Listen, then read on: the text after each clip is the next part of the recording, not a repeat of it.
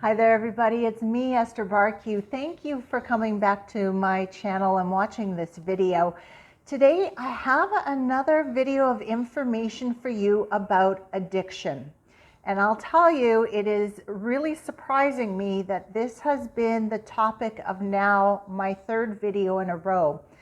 When I got a directive earlier this year to do videos about core beliefs for all of you this summer, I really thought that I would be doing videos of what is a belief, where do we get our beliefs from, how are beliefs created, you know, the basics.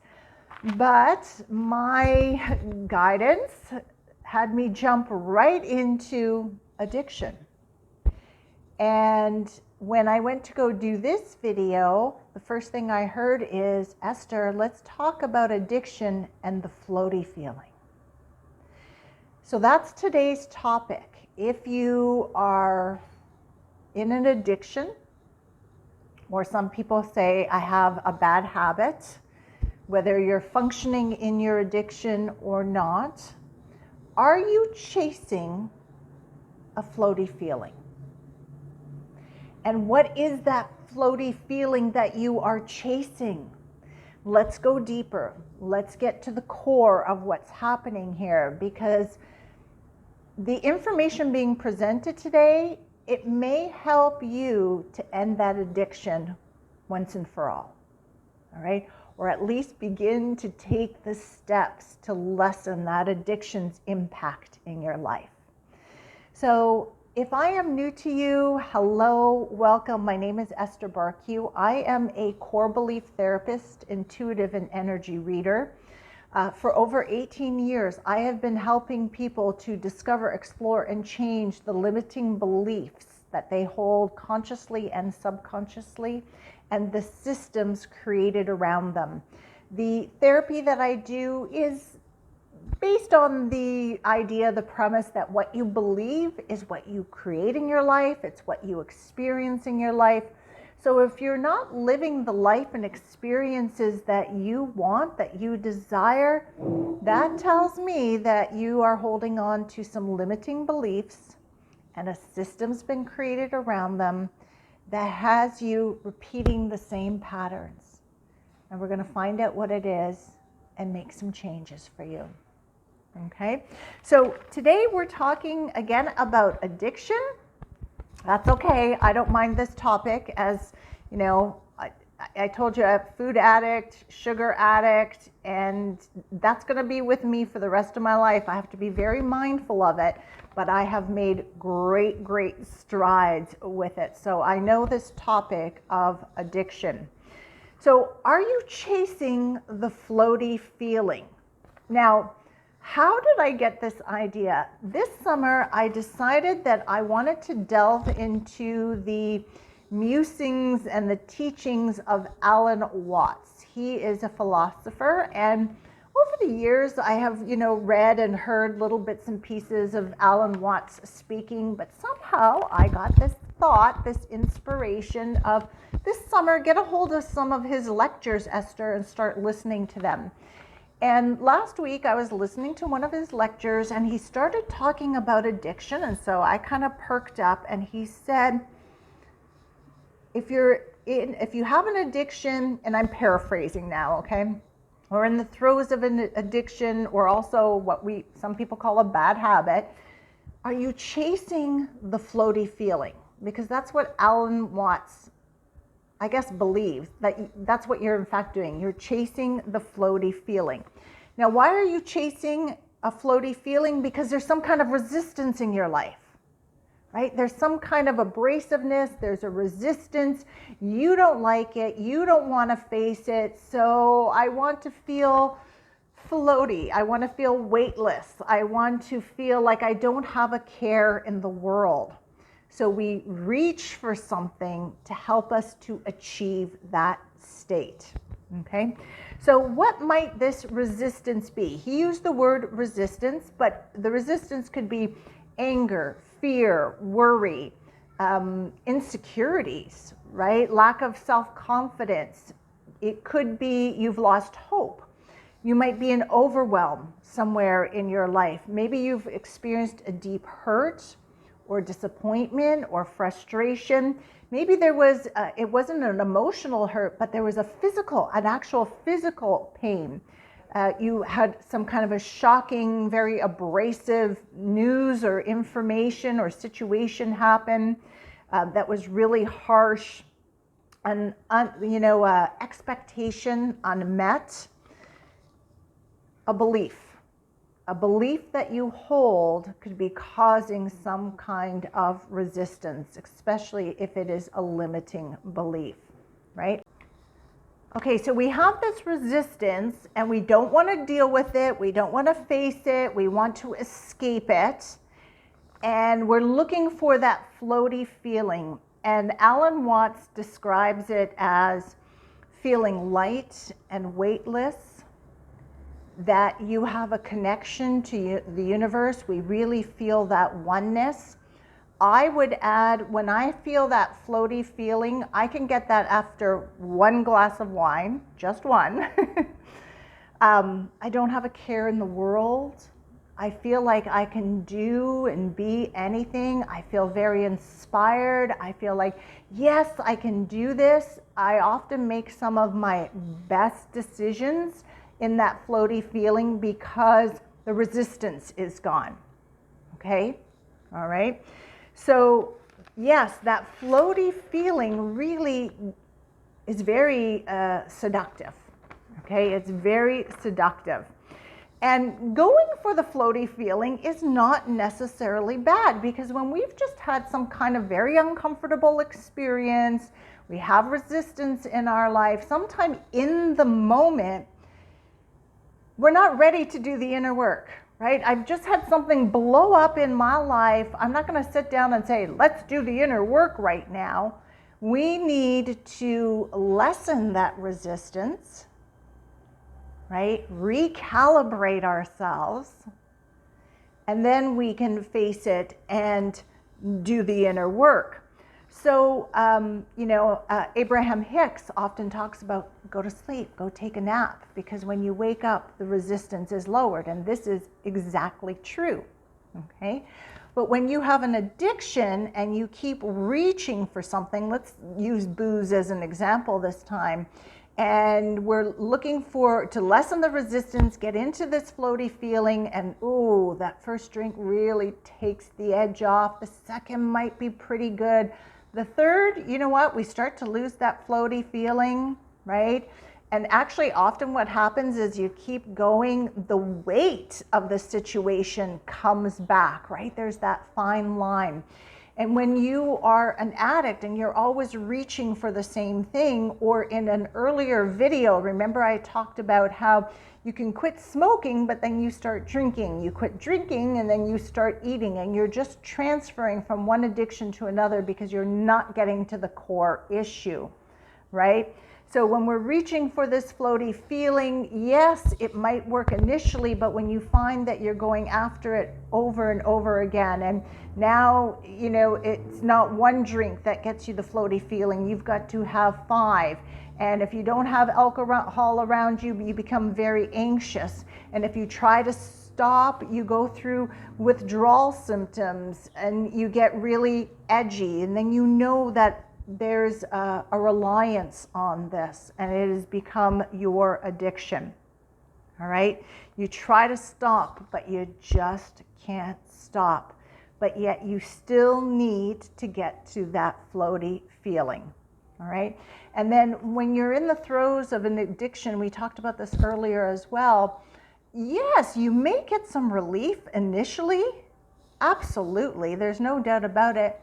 But when you continue on in that addiction over time, and sometimes it can happen quite quickly, you end up by causing bigger problems for yourself than that initial resistance that you were trying to escape. Okay? So, a resistance comes up in your life. In order to escape it, you're searching for that floaty feeling. Okay? So the first thing I would say is, if you're working on this and you're saying, Esther, that sounds like me. I keep reaching for alcohol because I want to feel this way because this part of my life doesn't feel very good. So the first thing is you do have to do the inner work. You have to address the resistance, the situation, the person, your feelings, your patterning, your belief, your concept of reality, whatever's going on. At some point, it needs to be addressed. Sometimes in the moment, in the throes of a situation, that's not the best time to start doing your inner work, as I mentioned earlier, but at some point it has to be looked at. And this is what we call the inner work. This is your personal spiritual development. It's self-reflection, your process. And sometimes you can do this on your own. It's really good to reach out for help because people will have different perspectives. You can reach out to someone like myself. That's what we are trained to do, to help you to discover, explore, and change whatever is that limiting belief, perception, concept of reality that you are holding that is creating this resistance that has you reaching to create that floaty feeling, right? Okay, so the inner work has to be done at some point. But I often suggest one of the things to do immediately is to find other ways to get this floaty feeling that is not your addictive behavior. To find ways to get this floaty feeling that will support you, right? Not unsupportive in your life. So for me, the last 2 years, I have rediscovered my love of swimming. And when I'm particularly in the sea, because it's salty water, and I glide in the water, and I just close my eyes and my face is to the sun and I'm swimming. And within a very short period of time, I feel just enveloped by the water. I feel at one with the water. I feel like we are the same.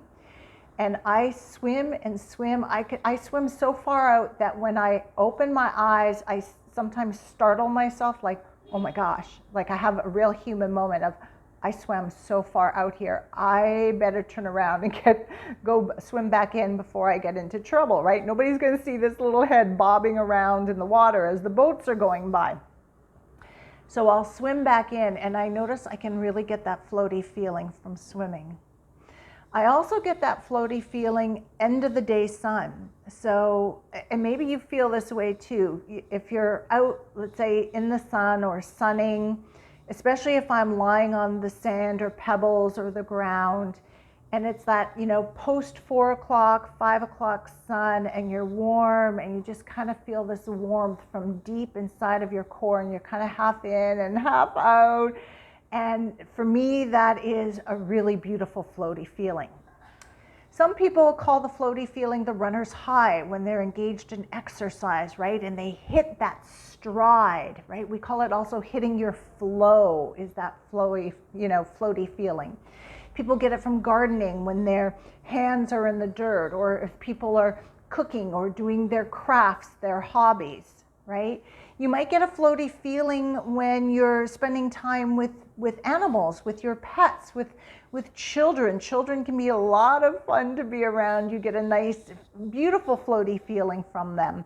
Maybe you get it when you just make yourself your special coffee in your special mug and you sit on that special place on your sofa and you're listening to that beautiful music or whatever you're listening to, and you really connect with that floaty feeling, okay? Sometimes it's when you're with a special person, we've all been with that person and we leave that person, we're like, oh, I feel so good after spending time with you. I feel inspired. I feel like I can take action. I feel like lifted and vibrating higher, right? Sometimes we get that from other people. Like I said, we get that from music, we can get that from nature, so many different ways. So if you're reaching, and again, booze is an example, for booze to get the floaty feeling, start to come up with a list of different ways you can get that floaty feeling in your life and have many on that list. because I might not always have a sea or a body of water to go jump into, or I might have a situation that comes up at 11 o'clock at night and I'm not running to jump into the sea, so I need other ways of letting go of the resistance. I'll tell you, other ones that work really well for me is, first of all, anything with water, sailing, water, anything, but jumping into the shower.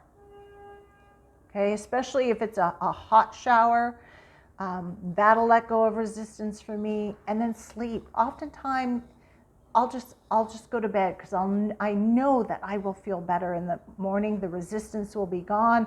I'll have a clearer head, and then I can start to address the situation. Okay, so the two go hand in hand. At some point, you have to address the resistance at the level of belief and the system, and then find other ways of getting that floaty feeling that are supportive to you and the life that you want to create. All right, but let's talk more about this floaty feeling. Okay. Okay, why the floaty feeling? Sorry about that. Why the floaty feeling? This is very important. Alan Watts, in the comment that he made in this video that I was watching, said, we feel connected to the universe. Now, that created an aha for me that somewhere earlier I had come across a similar concept. So I went to my notebook and I found the words I had written down. Addiction is really a yearning for source. Now, I didn't make an attribute as to where I heard that from.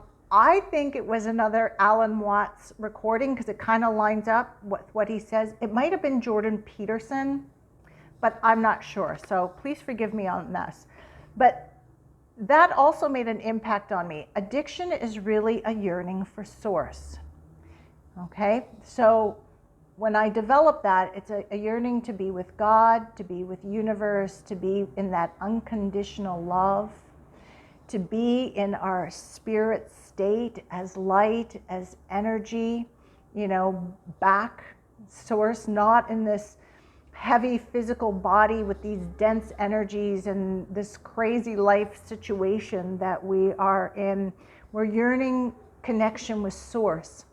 So if that rings true for you, I do see that. I see my addiction as wanting deeper communication with source. Then you take that insight of yours and start to learn about your relationship to God, to universe, to source, to Allah, to however you call our creator. And that you are part of God. You were birthed from source, right? You are God. You are a part of God that has come down, taken on this physical body. In this lifetime, I have this personality called Esther, but really, I am source energy. And really take the time to start to, delve into that material about who we are as light and energy, and that we are eternal, and that we return to source when we leave this life experience, and why we come here to take on these physical bodies, right? Because it's that spirit. There's a lot of things that we are unable to do and experience that in a physical body we can, right? We get to taste sweet and hot and cold and spicy and salty. We get to touch other energies that are in a physical body. We get to run and play and smell the flowers and create, right? Create physically, create with our hands, and of course with our imagination and our mind, and begin to learn that, so that you feel that connection with source now when you're in this physical body, because we have not lost that connection. We've forgotten it. We may have become disconnected because we're focused on other things, but God, our source energy, has not forsaken us. God is always here. It's within. It's all around you. And you may feel that loss of connection, But to regain that, that might be your process. And then when you've regained that connection to source, reaching for that floaty feeling, right, will lessen. You may not need to do that anymore because you have other ways of doing it and you know exactly who you are. All right. So yeah, this is the third installment in this topic of addiction. I don't know if there's another one coming, but I felt this was really important because I feel it really resonated with me, and I feel it will resonate with many of you. Are you reaching for that floaty feeling? If so, what is the resistance you're trying to avoid? Okay. How else can you get that floaty feeling other than, you know, that addictive behavior? And is it for you, your addiction, a yearning to be with source, to again be lightweight and light and wrapped in the arms of love? And do you know that you can experience that now just by remembering and realigning and reconnecting? And maybe that's your journey. All right. If there's anything I can do to help you on this journey with a reading, an intuitive reading, or helping you with your core beliefs, changing patterns, taking a soul journey within, whatever it might be, please reach out to me. I am going to put a link below with all of my information. And consider signing up for my newsletter. I love to help people manifest and create the life that they desire. And when you sign up for my newsletter, I'm going to send you a 6-page PDF outlining the first step of conscious creation, a step people miss all the time. It's one of my favorite steps. I do it when I'm swimming in the ocean at one with the sea in my floaty space. That's my favorite time to do this step.